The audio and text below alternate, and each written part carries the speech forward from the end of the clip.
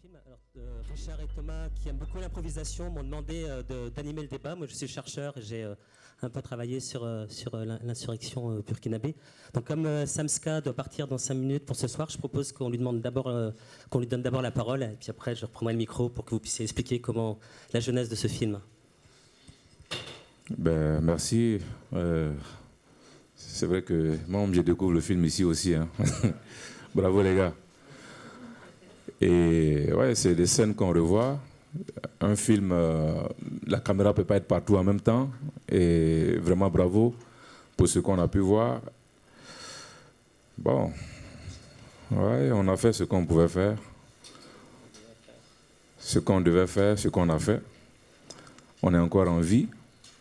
On espère juste que l'expérience du Burkina Faso va contaminer le Cameroun, le Congo, le Burundi et d'autres pays.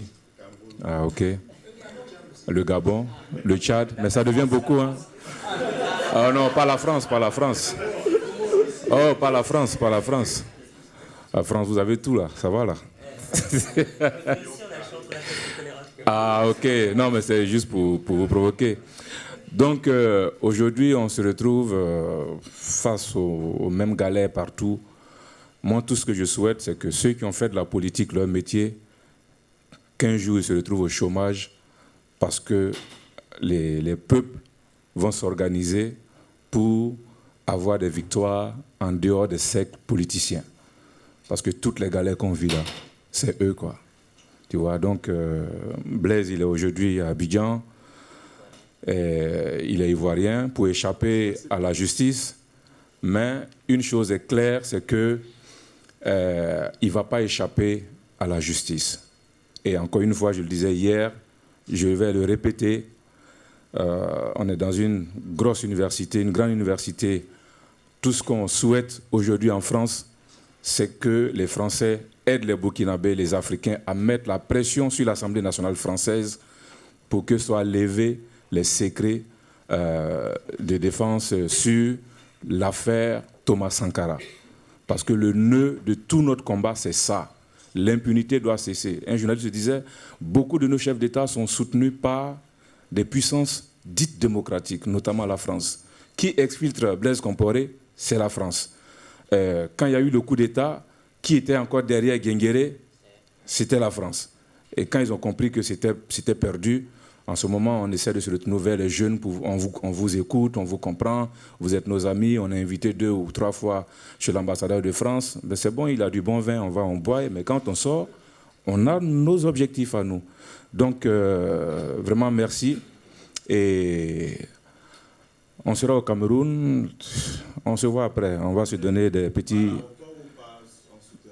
Aéroport. Non, on est en Afrique. Il y a les frontières où il y a les douaniers et les policiers. Nous aussi, on a nos frontières. Ou bien. Allez, vraiment, merci. Et puis, que la lutte continue. Et davantage de victoires. La patrie ou la mort, nous vaincrons. Yeah.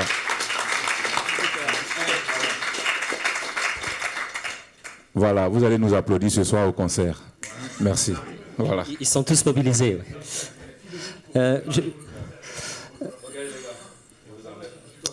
Alors, je vais demander je vais passer la parole au réalisateur. Juste pour commencer sur la première phrase que dit Samska, il dit on est toujours vivant.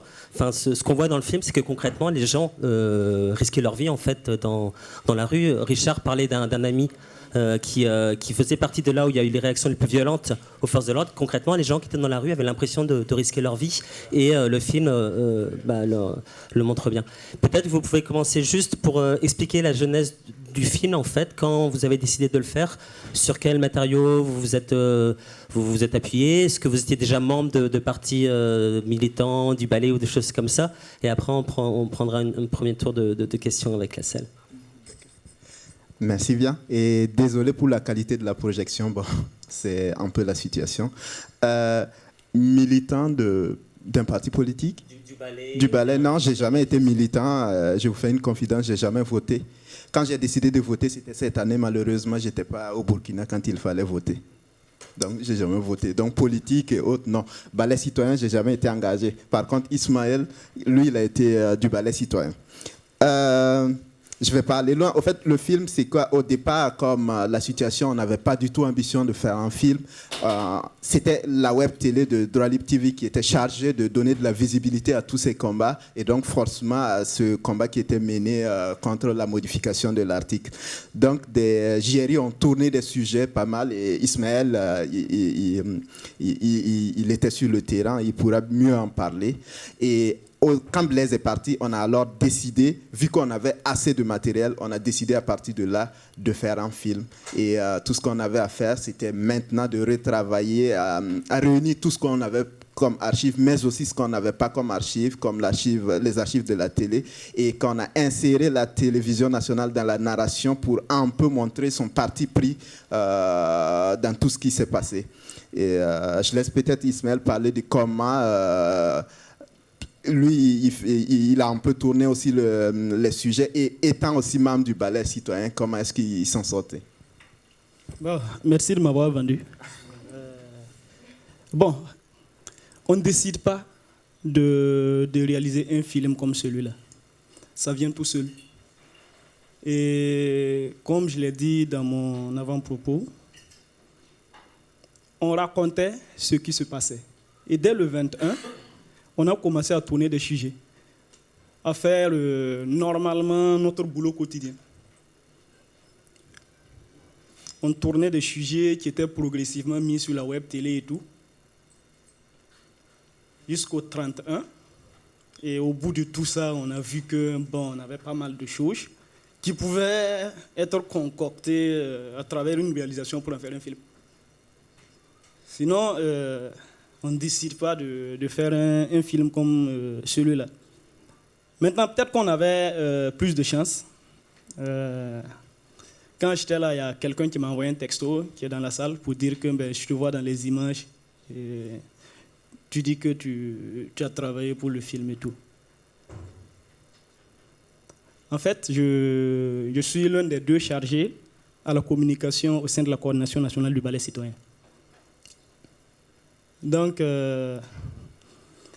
c'est pas pour ça que je suis là. Samska est là pour parler de ça. Mais bon,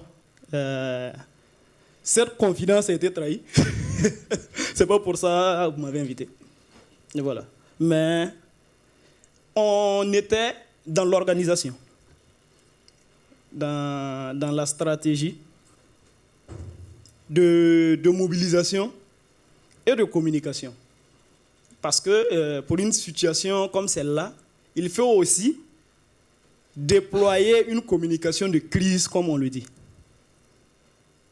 Et c'est cette communication de crise-là qui a été déployée, avec également les stratégies qui allaient avec. Donc, pour ma part, je manifestais avec mon témoin, qui est la caméra.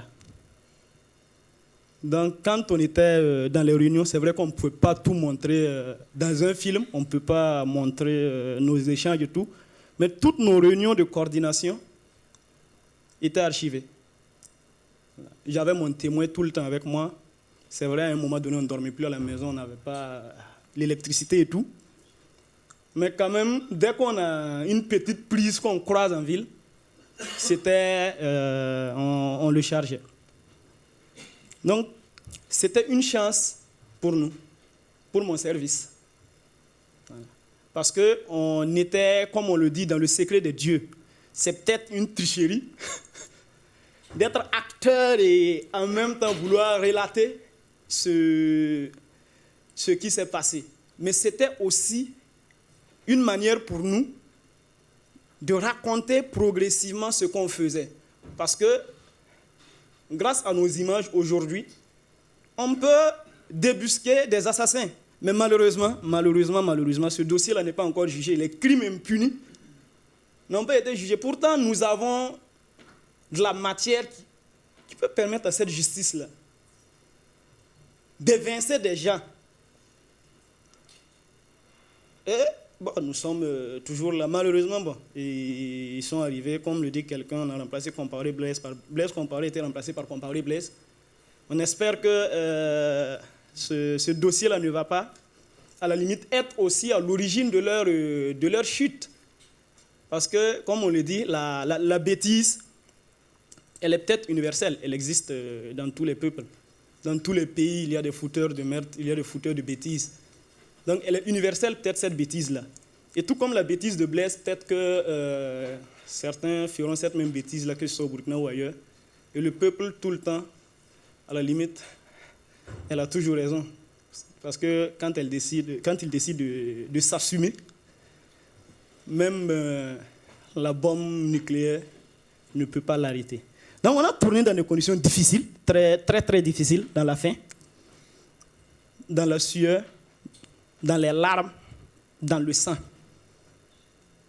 C'était difficile, très très très difficile. Et je profite de l'occasion pour rendre hommage à tous ceux qui sont tombés sous les balles assassines de ce régime-là.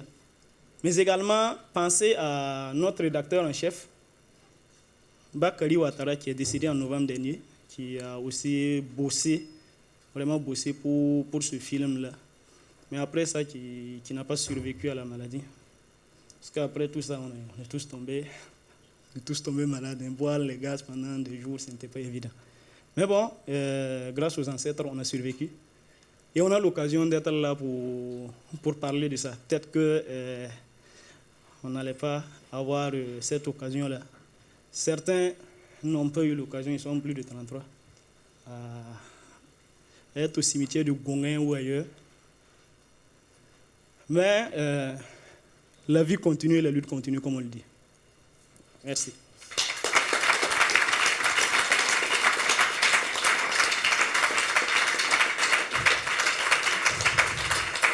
Alors, on va lancer le débat.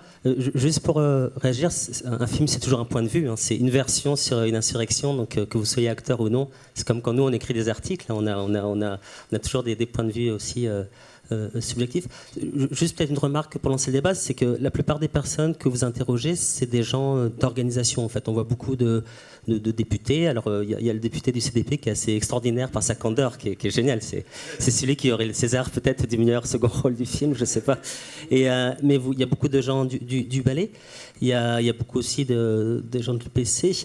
Et du coup, ça peut donner l'impression que cette révolution, elle obéit à un cadre programmatique, en fait, prévu au début. Il y a une scène, Serge, où on doit dire on avait prévu de bloquer là.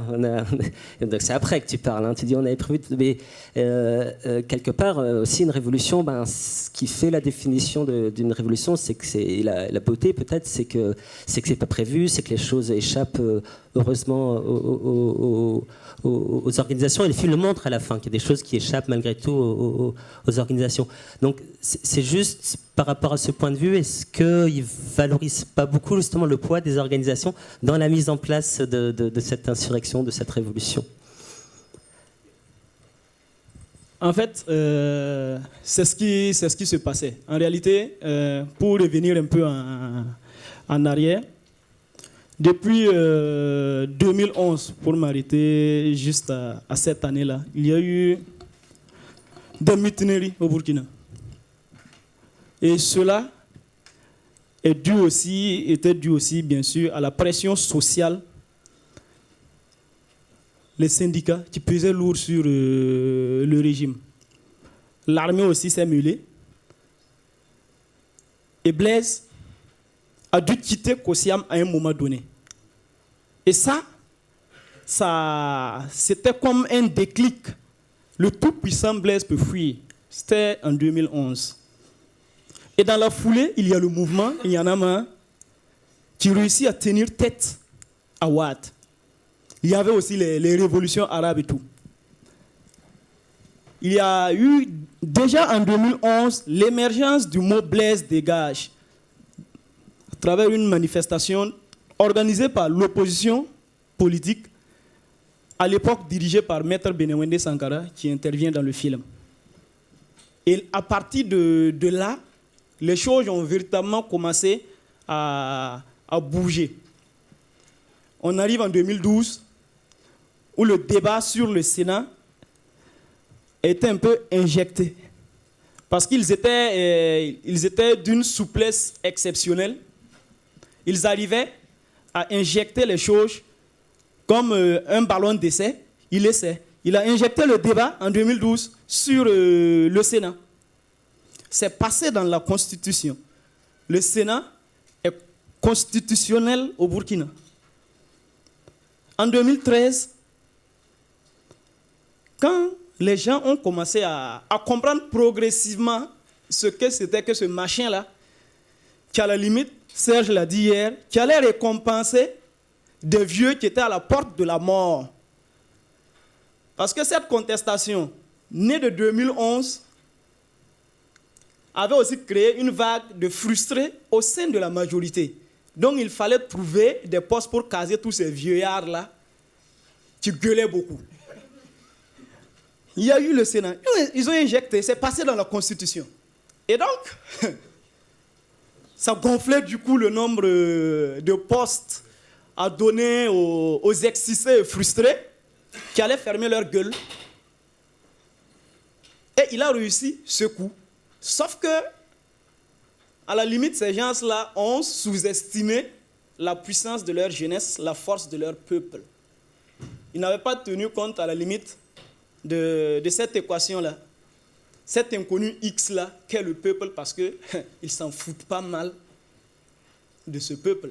Et en 2013, les grandes mobilisations contre le Sénat débutent. Et pour une des rares fois au Burkina, l'opposition et la société civile. Cela aussi marquait la naissance du ballet, le 25 août 2013, qui émergeait. Comme les événements sont connus, peut-être arriver à l'insurrection et on va passer la parole à la salle, juste parce que finalement, l'idée, c'est pas peut-être raconter l'insurrection, mais qu'est-ce que c'est que raconter une insurrection Ça permet en fait de comprendre. Parce que du Sénat, on passe au référendum. Et cette idée a été injectée aussi comme ça. Parce que le Sénat a été désavoué. En fait, je vais parler de cette mixture-là entre opposition et société civile que vous voyez dans le film, les mouvements.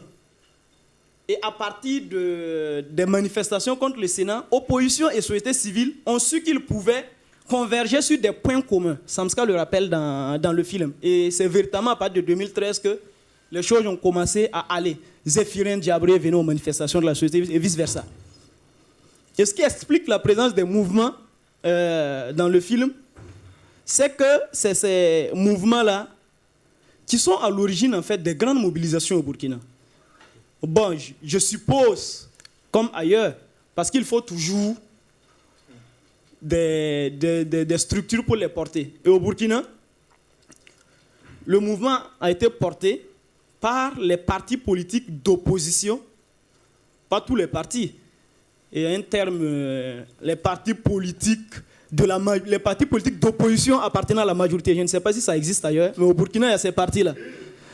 Les partis politiques d'opposition appartenant à la majorité. C'est peut-être un concept de science politique qu'il faut essayer de comprendre. Mais il y a cette opposition-là, connue, pas affiliée au chef de file de l'opposition. Donc ces partis-là, tout comme l'ADF-RDA, vous l'avez vu à partir du 25, qui a décidé d'aller voter oui. Et ça a permis à la limite de déterminer un peu, de trancher à la limite les camps. Donc le mouvement était conduit par l'opposition et les structures de la société civile. Au fait, ce que je voulais compléter, c'est que... alors, vous voyez des acteurs ici parce que ça a été un choix, il y a un choix narratif d'abord, ensuite il y a un choix de personnages qui était basé plus... non pas d'avoir tout ce qu'on peut avoir, mais de se baser sur les 10 jours qui ont fait chuter Blaise Compaoré, c'est-à-dire l'annonce de la date de modification de l'article 37 jusqu'au jour où Blaise a démissionné.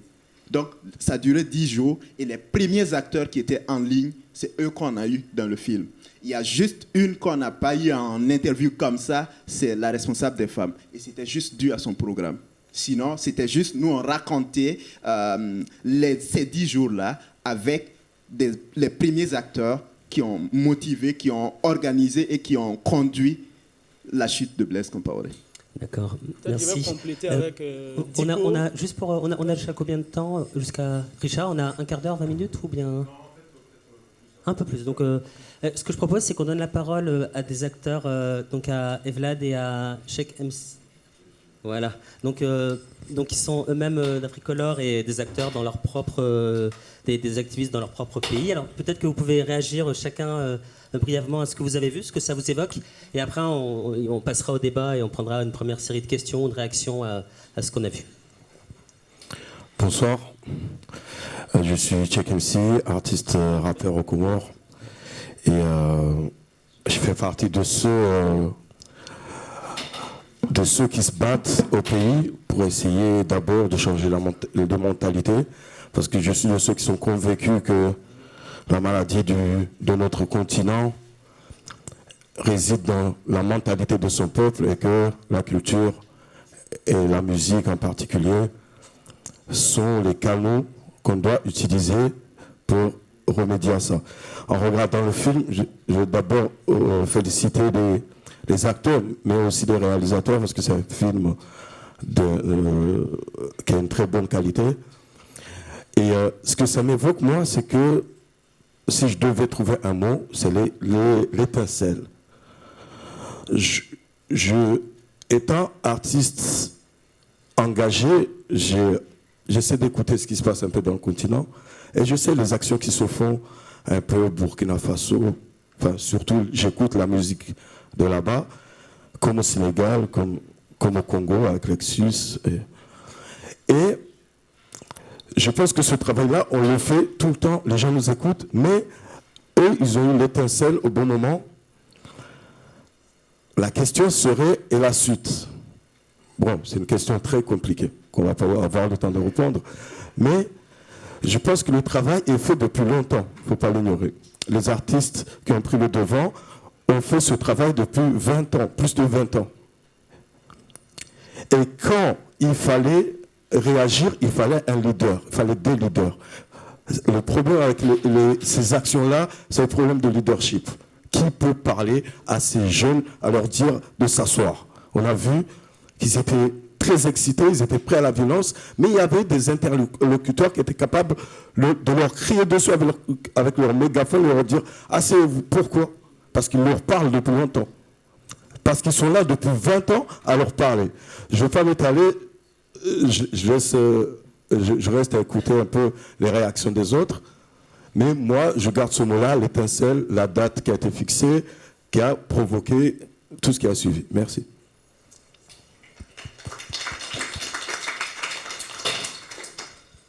Bonjour, moi c'est Judou. En fait, je représente le groupe de rappeurs mauritaniens Oulad Lebled, qui signifie les fils du pays. Bon, c'est un groupe engagé qui a commencé à chanter depuis 2000. Et actuellement, malheureusement, le groupe il est réfugié chez sa tante, qui est le Sénégal. Bon, c'était à cause de bien sûr de nos chansons engagées. Bon, on a mis l'un des membres du groupe en prison. Il y a eu une tentative d'assassinat. Bon. Mais en fait, là, j'avais des questions à poser à mes frères venant de la terre des sagesses, Burkina. Bon, je vois que le film c'est une leçon, une histoire, une technique aussi. Mais tout de suite, j'ai entendu Babacar dire qu'on ne peut pas tout amener dans un film. Mais moi, j'aurais voulu que vous ameniez tout. Parce qu'en fait, la question, c'est est-ce que ce genre de révolution peut arriver n'importe où en Afrique? Parce que, par exemple, chez nous, en Mauritanie, bon, c'est différent. Parce que le Burkinabé ou bien le Sénégalais, il est fier d'abord d'être Burkinabé. Il est fier d'être Sénégalais. Mais en Mauritanie, c'est différent. Parce que la Mauritanie, il y a plus de 300 tribus. Et il y a des ethnies. Comme par exemple, il y a des Peuls, il y a des Soniké, il y a des Wolofs. Et il y a des Maures arabes qui sont noirs. Bon, il y a toujours cette peur d'aller, par exemple, dans une révolution qui peut causer, par exemple, une guerre civile. Surtout que les morts blancs, ils ont dirigé le pays pendant longtemps. Et la majorité des richesses, c'est pour eux. Et je voulais dire encore, est-ce que cette diversité n'est pas un point faible? Et dans votre expérience, est-ce que vous avez vu comment vous avez dépassé cette contrainte, la contrainte des ethnies, parce que je n'ai pas vu ça dans le film. Merci beaucoup.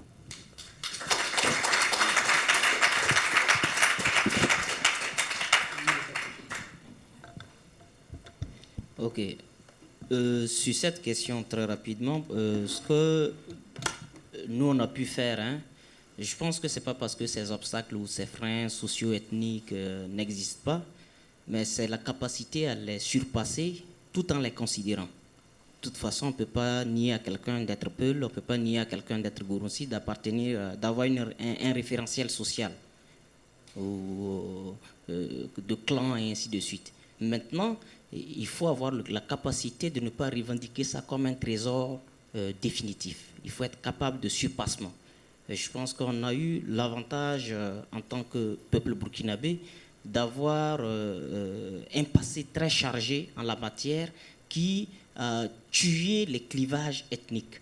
Et nous avons ceux qui sont au pouvoir, qui ont été majoritairement des Moussis, et qui sont la majorité des citoyens, mais l'éducation politique et sociale que la masse a ne l'amène pas à embrigader sa misère sur des clivages ethniques. Mais bien évidemment, ces clichés-là existent et ce sont des clichés qui profitent à l'instrumentalisation et qui aident à les rendre fonctionnels. Maintenant, je pense que le déclic d'un tel mouvement vient de la qualité des hommes qui appellent à agir. C'est important.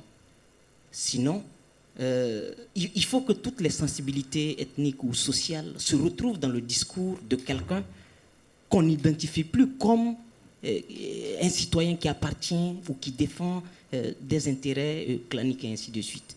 Et ça, il faut arriver à susciter ce type de leader d'opinion. Et je pense qu'en tant que rappeur, vous qui rappez sur des principes, qui rappez sur la gouvernance, ça peut être un début qui peut fédérer, parce que vous avez l'avantage d'avoir un audiment. Il faut rendre cet audiment-là sensible à ce que vous racontez qui les maintient. Et je pense que c'est un peu ça. Sinon, les clivages existent, mais à notre niveau, c'est à un degré atténué.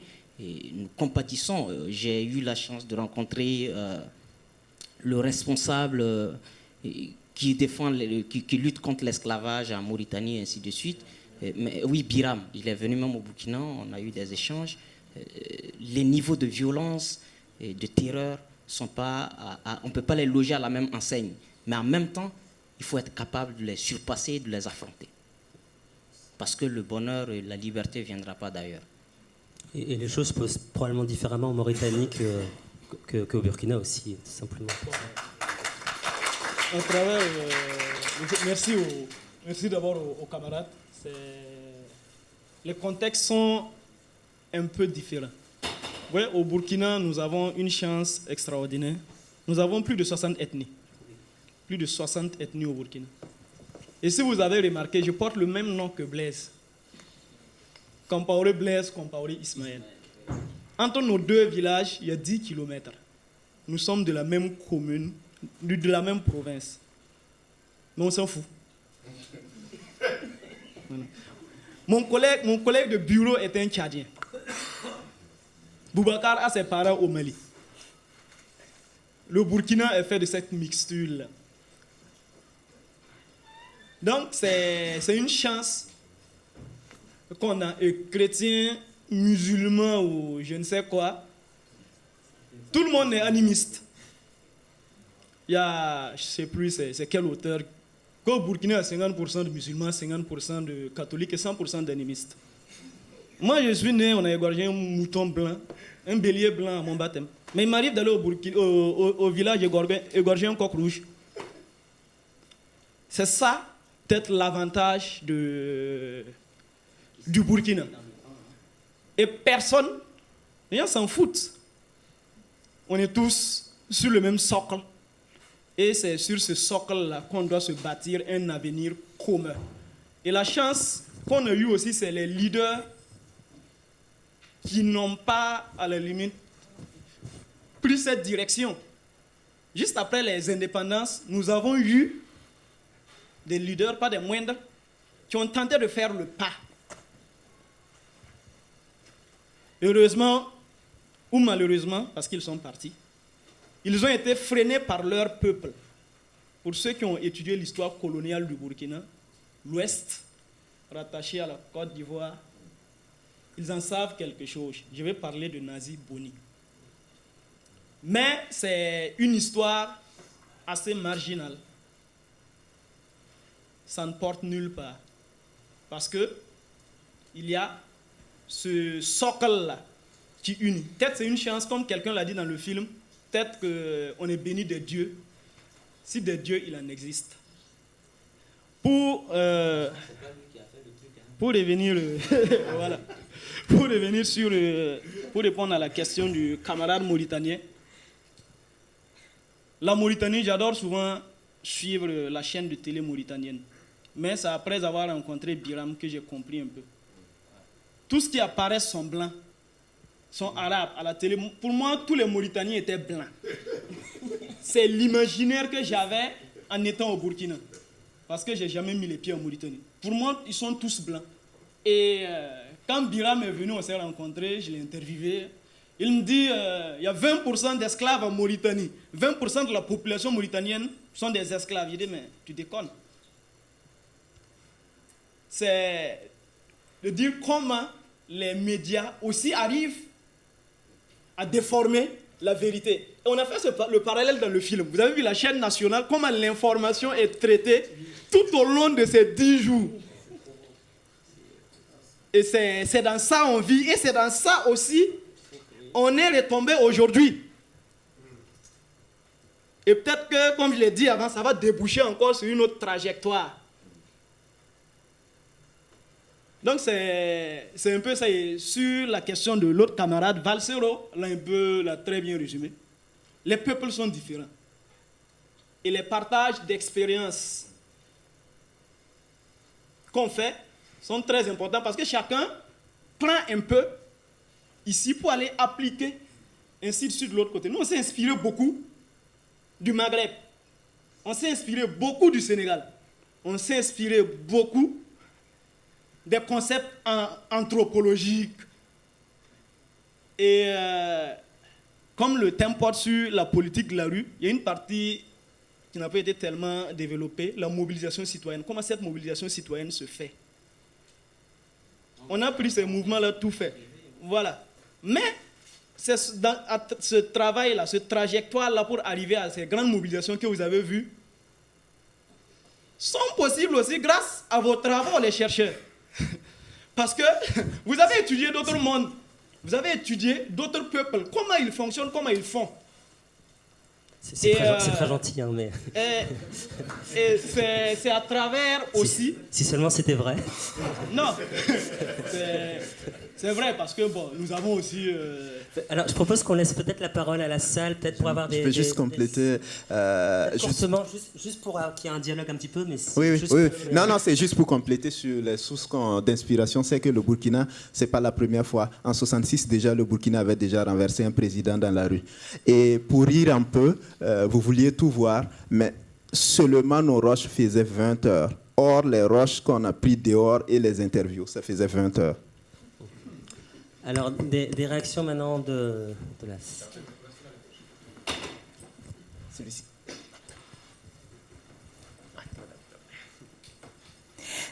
Merci. On parle beaucoup du partage d'expériences entre les peuples. On est là pour échanger parce que nous traversons quasiment les mêmes situations, même si c'est différent. J'ai été touchée dans le film tout à l'heure de voir qu'au Burkina, on respecte encore des choses. Pour l'Afrique, quand une femme se dénude, ça veut dire quelque chose. Ça veut dire qu'elle est arrivée au comble de la révolte et c'est vraiment la dernière étape pour manifester sa colère. Et pour parler encore un peu du Gabon, l'année dernière, les femmes commerçantes, pour manifester le ras-le-bol du racket des policiers qu'elles subissent chaque jour, se sont déshabillées. Sur la place du marché, se sont mises nues. Et qu'est-ce que les policiers ont fait? Ils les ont embarquées toutes nues. Mieux, ils ont fait des vidéos qu'ils ont balancées sur Internet. J'ai fait paraître un livre cette année aux éditions L'Harmattan, Gabon, pourquoi j'accuse. Et comme disait Valzero, mon livre, sans être censuré, n'est pas vendu au Gabon. Simplement parce que les librairies qui travaillent pour l'État ne l'ont pas commandé à L'Harmattan. Et elles seules sont habilitées à commander des livres à L'Harmattan pour les vendre. Donc, ça fait un moyen de censure. Les livres qui ne sont pas acceptés ne sont pas simplement commandés. Mais bon, il est vendu il est quand même vendu sous le manteau par Marcona. Et on remarque que je voulais parler aussi du partage du syndicat des chefs d'État. C'est le syndicat des dictateurs. Parce que ce qui s'est passé au Burkina a servi d'exemple. Et donc, on remarque que ce syndicat des chefs des dictateurs se font aussi un partage d'expérience. Ce que Nkurunziza a fait au Burundi, Sassou Nguesso l'a imité. Et ce que Sassou Nguesso a fait, Ali Bongo a imité, notamment le fait de couper Internet. Ils ont vu comment Blaise Compaoré est tombé. Donc maintenant, la moindre manifestation est tout de suite réprimée dans le sang pour stopper net les contestations pour qu'elles ne durent pas 10 jours. La contestation au Gabon a duré 1 jour, le 31 août. Ils en ont tué tellement. Et comme ils savent que derrière, ils ont la CPI, donc ils développent eux aussi maintenant des stratégies pour continuer de se maintenir en matant les manifestations populaires. Donc ça nous ouvre un autre champ de recherche pour réfléchir sur comment nous allons faire. Parce que ce qui a été pratiqué maintenant, c'est comme les voleurs. Plus on trouve les moyens pour les empêcher de voler, plus eux, ils trouvent des stratégies pour contourner. Donc ça laisse encore... Voilà, on a encore à réfléchir parce que les révolutions de maintenant auront peut-être du mal à se mettre en place parce que le syndicat des dictateurs aussi développe des stratégies pour s'adapter. Merci. Merci beaucoup. Il n'y a pas que les modèles de lutte qui circulent, il y a aussi les modèles de répression. En fait. Trois points. Oui, une réaction et une question. Il y a la mémoire, il y a la convergence et les dénominateurs des luttes. La mémoire des luttes, c'est qu'au-delà de toutes les différences que j'approuve sur le continent, c'est que Oumniobé au Cameroun, Amilcar Cabral, on l'a évoqué, Patrice Lumumba et beaucoup d'autres nous donnent du recul et de la profondeur historique sur les luttes. Ça débouche sur les dénominateurs des luttes. Eux, c'était les indépendances, c'était la souveraineté.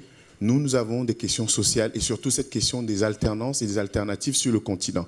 Quel que soit l'endroit où on se trouve en Afrique, la question de l'alternance est déterminante. Comment est-ce qu'on va accepter en Afrique des chefs d'État qui font 30 ans, qui font 40 ans, avec des explications absconses, qu'on soit en Mauritanie, au Cameroun, au Sénégal, au Burundi, en Côte d'Ivoire, c'est le dénominateur commun des luttes. Et puis, il y a cette convergence.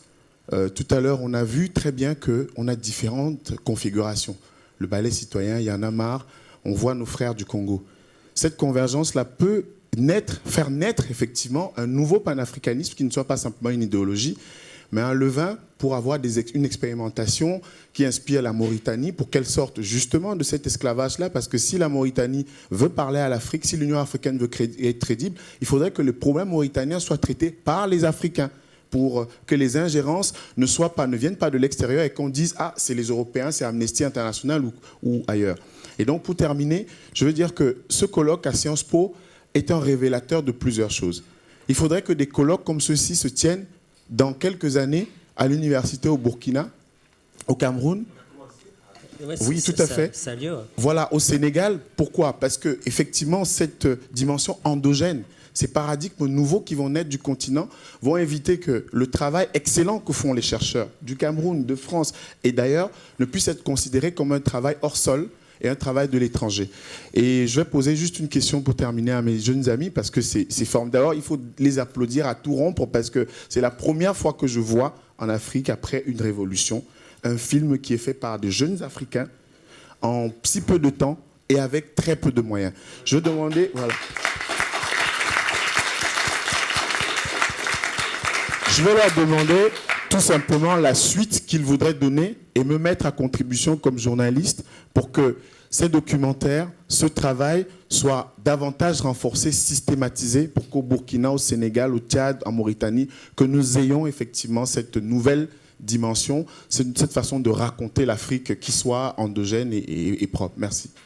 C'est ce que fait le festival Ciné Droit Libre, hein, donc peut-être vous en reparlerez dans une seconde. Il y avait 3 autres réactions, questions. Merci de venir. Ok, je veux m'adresser aux chercheurs, surtout celui qui a fait le Burkina Faso, et aussi m'adresser aussi aux réalisateurs du film. Est-ce qu'il vous est arrivé d'analyser un peu la force publique au Burkina Faso? Parce que quand j'ai suivi le film, on a commencé à compter, on a commencé à tirer à balles réelles la veille de la date fatidique du 30. Qu'est-ce qui justifie ça? Pourquoi, si je prends le cas de la République du Congo, où à chaque manifestation de masse, vous comptez des dizaines de tués. Et du coup, ça affaiblit fortement la mobilisation. Mais lorsqu'on voit le cas du Burkina Faso, on a commencé à compter 3 morts la veille. Est-ce que vous avez essayé de réfléchir, d'analyser la force publique au Burkina Faso? Est-ce que c'est une force publique divisée? Est-ce que c'est une force publique... est-ce qu'il y a ces conflits de génération? Est-ce que c'est ethnisé? Est-ce que vous êtes allé un peu... Merci. On peut peut-être réagir sur ces 3 déjà, non? Il y avait une question convergente, c'est ça ou... Juste pour, je trouve que le film montre bien que les forces de l'ordre ne réagissent pas tous de la même manière. Les forces de l'ordre, alors vous me dites, qui sont autour de l'Assemblée nationale, ne tirent pas systématiquement, on va dire. Il y a possibilité de contourner. Alors que sur le Charles de Gaulle, là où un rappeur est mort, Fab Lafin là meurt devant la maison de François. Là, c'est le RSP. Et là, elle tire et c'est pas les forces de l'ordre ne répondent pas à une logique forcément homogène dans ce genre de situation. Mais après, c'est peut-être à vous de le dire d'abord. Oui, je commence par ça. Hein. Nous avons désacralisé la mort. C'est-à-dire, on est arrivé à une dimension de l'existence où on a fait la promotion du nihilisme de soi dans la portée globale. Parce que même la folie ne suffit pas pour confronter de telles réalités. C'est...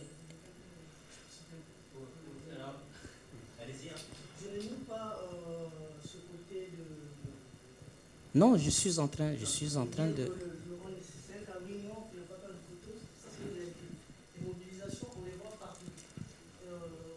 Toute la mobilisation de Burkina Faso a fait combien de morts? Une trentaine. 34. Vous voyez, dans d'autres pays, on a un jour où vous avez 34 qui tombent. Et moi, ma question, ce n'est pas la détermination du peuple burkinabé, c'est le positionnement. Quelle est la position de la force publique? Quelle est la configuration de la force publique de l'Occident?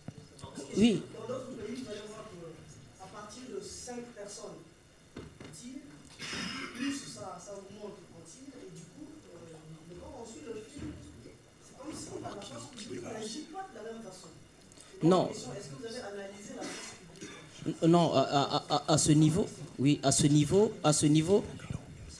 ce niveau, avant d'y arriver, je vais situer leur importance et tu verras. C'est pour dire que la force publique que nous avons créée et qui a été le moyen de notre autosécurité, c'est la mobilisation, comme vous l'avez constaté dans les rues. Hein? Oui, les forces, maintenant, oui, dans le film, par exemple, vous avez vu les échanges qu'on a eus avec eux et tout, ça veut dire qu'il y a des prédispositions dans ces forces publiques-là qui aident à de telles initiatives. C'est-à-dire, la majorité de nos soldats, par exemple, pour le cas de nos soldats, quand ils te voient un t-shirt de Sankara, au feu, ils te serrent le garde-vous, même si tu n'es pas un soldat. Ça veut dire qu'ils ont une inspiration de ce modèle qui les amène à réguler l'usage de la tenue et de l'arme qui a été acquise à la solde des impôts du citoyen. Ça veut dire qu'il y a cette conscience qui est là et qui a aidé, qui a été un facteur qui a pesé dans l'ensemble des facteurs qui ont été mis en combinaison. Donc à ce niveau, et d'ailleurs, vous verrez que tout, que ce soit les acteurs, fonctionnaires et ainsi de suite, tout le monde s'est senti dans l'action et c'est ça qui a surtout aidé à cela. Je vais juste compléter. Le Burkina a une tradition de lutte. Et si vous avez vu que pendant cette insurrection, il n'y a pas eu trop de morts, c'est parce que d'autres, avant nous, ont offert leur poitrine. En 98, le 13 décembre 98, le journaliste émérite Norbert Zongo a été assassiné et calciné. Et ça a déclenché aussi une fibre au sein des Burkinabés. Et ce combat a failli emporter Blaise Compaoré. Et de 87 à 98, il y a eu une vingtaine de morts, enlèvements, des élèves tués lors des manifestations. Serge a parlé de Dabo Boukari et dans le film, vous avez vu Smoke qui cite les morts. Et Flavien Nebier, Dabo Boukari, c'est lors des manifestations qu'ils ont été arrêtés et assassinés. Donc, cette lutte-là des syndicats, du collectif contre l'impunité, jusqu'à aujourd'hui au ballet citoyen, a été à la limite, c'est un processus historique, c'est une trajectoire qui a contribué au fur et à mesure. Je vais terminer. Vraiment, une ou deux phrases, il y a encore une question. En fait. Non, vous êtes là pour parler. C'est une trajectoire, en fait, qui a débuté jusqu'à l'insurrection. Donc l'insurrection n'était pas spontanée, comme on le dit. Et juste pour compléter, quand même, l'armée au Burkina Faso, ce que le film montre, c'est que c'est aussi un recours, y compris pour des révolutionnaires. La scène où, la scène où Samska demande à l'armée de prendre ses responsabilités est assez édifiante et très très étonnante. Et historiquement, le Burkina Faso, la Haute-Volta, c'est le seul pays d'Afrique de l'Ouest où les 3 premières républiques sont tombées suite à une lutte contre des syndicats, dans le cadre de conflits sociaux animés par des syndicats, où à chaque fois l'armée a été un recours pour les syndicats. En 1966, les syndicalistes demandent à l'armée de prendre leurs responsabilités. Et le rapprochement est assez sidérant. Donc votre question est vraiment excellente et s'ancre vraiment dans une longue histoire. Au-delà de l'hétérogénéité des forces de l'ordre qui ne réagissent pas de la même manière, le fait que l'armée soit potentiellement en recours pour des révolutionnaires peut peut-être aussi aider à expliquer, à lire en fait, la réaction ou la non-réaction de l'armée face à la rue. Alors, il y avait encore une question peut-être. Oui, sinon je voulais compléter. Ce que vous avez un peu omis tous, c'est que n'oubliez pas que l'armée burkinabé est divisée. L'armée burkinabé est divisée en 2.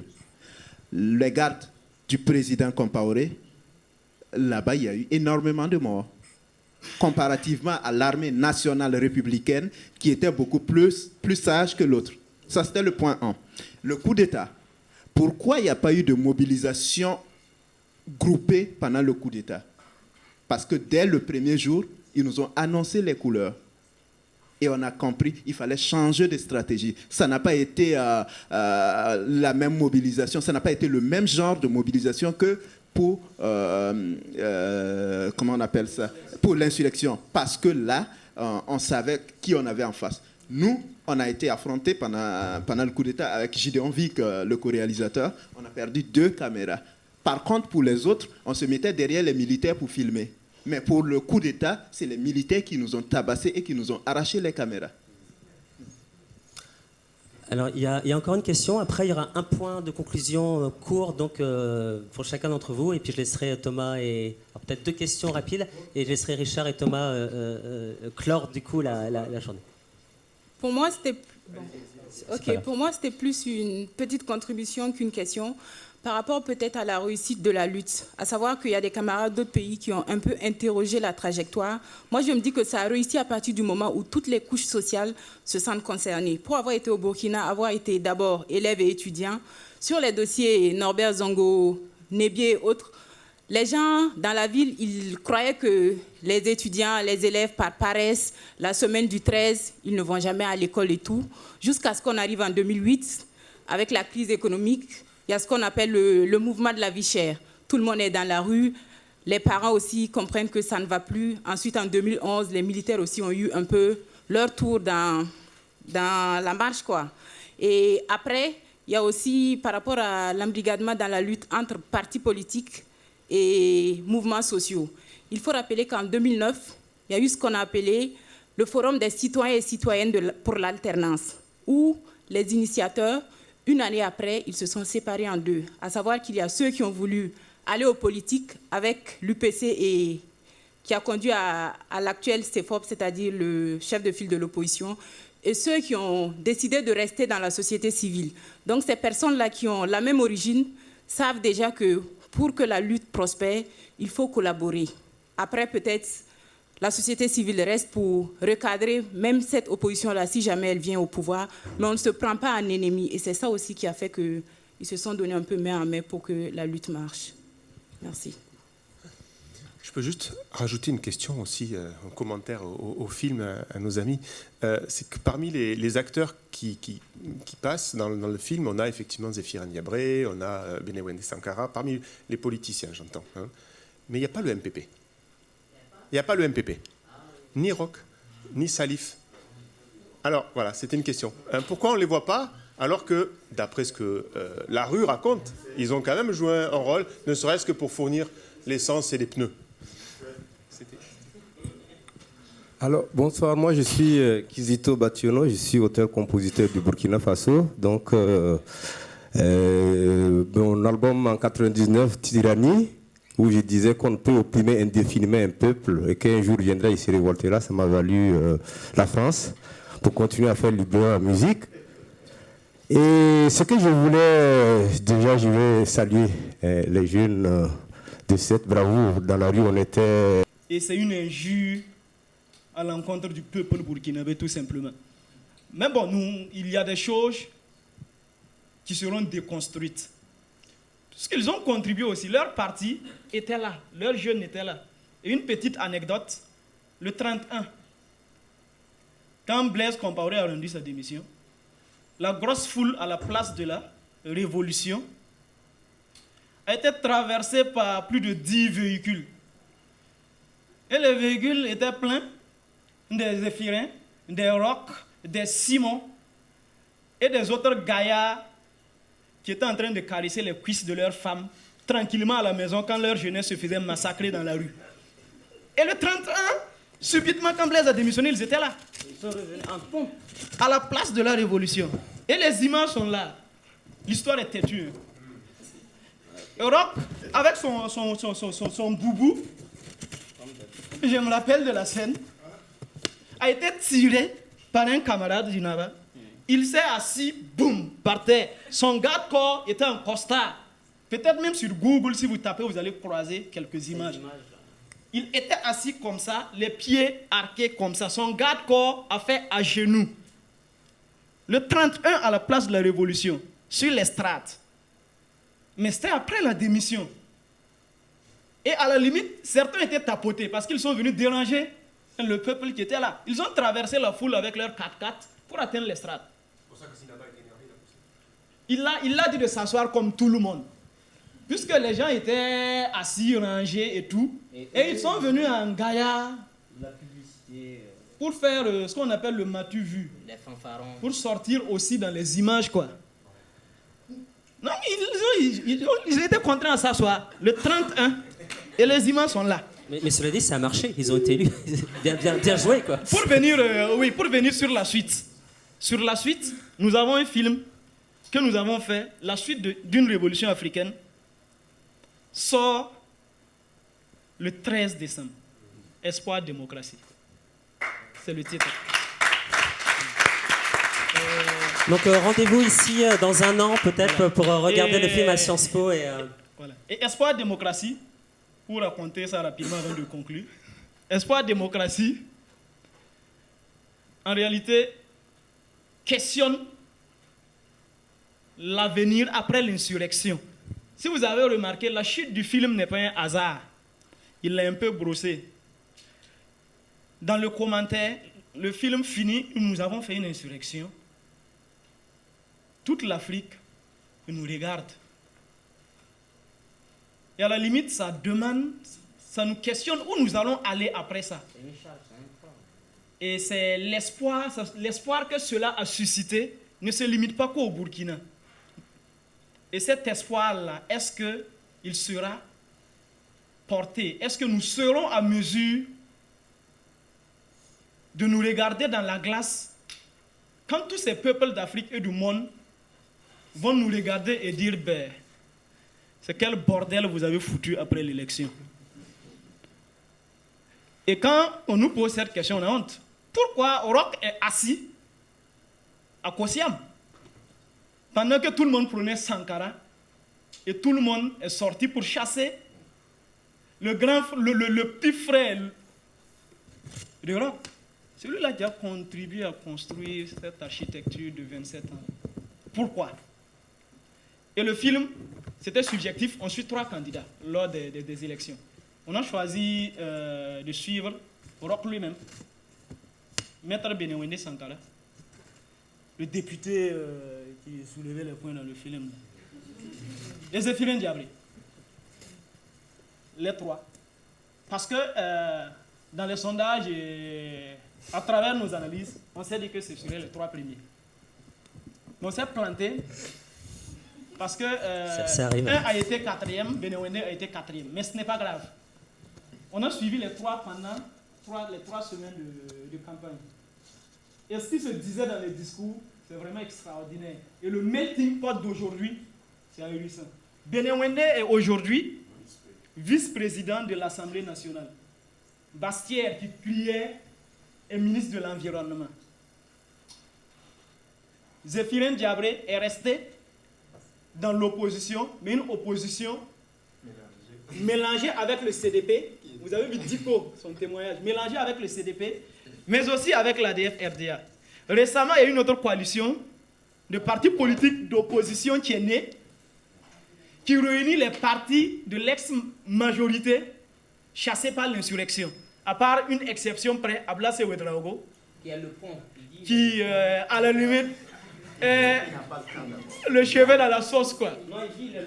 Donc c'est un peu cette mixture-là que Espoir Démocratie, qui est un film de questionnement, va montrer.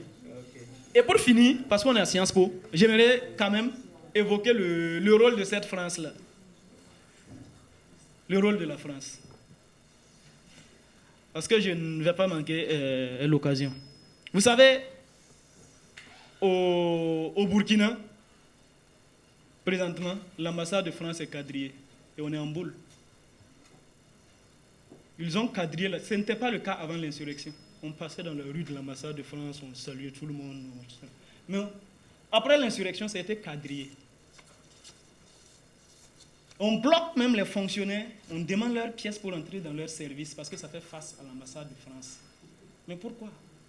Avant l'insurrection, nous avons déposé en bonne et due forme une demande d'audience auprès de l'ambassadeur de France pour lui exprimer nos colères, nos points de vue, pour que cette diplomatie-là, tout comme les autres diplomaties qu'on avait contactées, pour leur dire ce que la jeunesse burkinabé pense et ce qu'elle compte faire si ces pays-là regardent les dirigeants continuer comme ça, parce qu'ils ont aussi leurs intérêts. Parce que cette démarche, nous n'avions pas voulu aussi toucher aux intérêts des autres. Il y a des Français et Françaises qui étaient dans la rue. Il y a les images des Français et Françaises qui vivent au Burkina, qui étaient dans la rue, point levé, qui témoignent en étant dans la rue, qui ont été blessés et tout. Non, tout comme Sankara le disait, les masses populaires au nord ne sont pas opposées aux masses populaires au sud. Mais c'est cette élite-là. Mais il n'a pas voulu nous recevoir.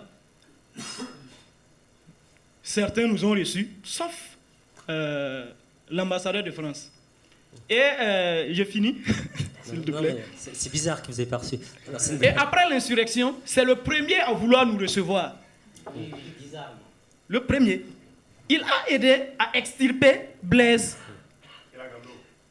Et François Hollande, à la limite, a aussi dans son deuxième discours, parce que le premier discours n'était pas pareil, dans son deuxième discours, comme c'est comme un miracle, tous les présidents français savent le faire, cette pirouette-là.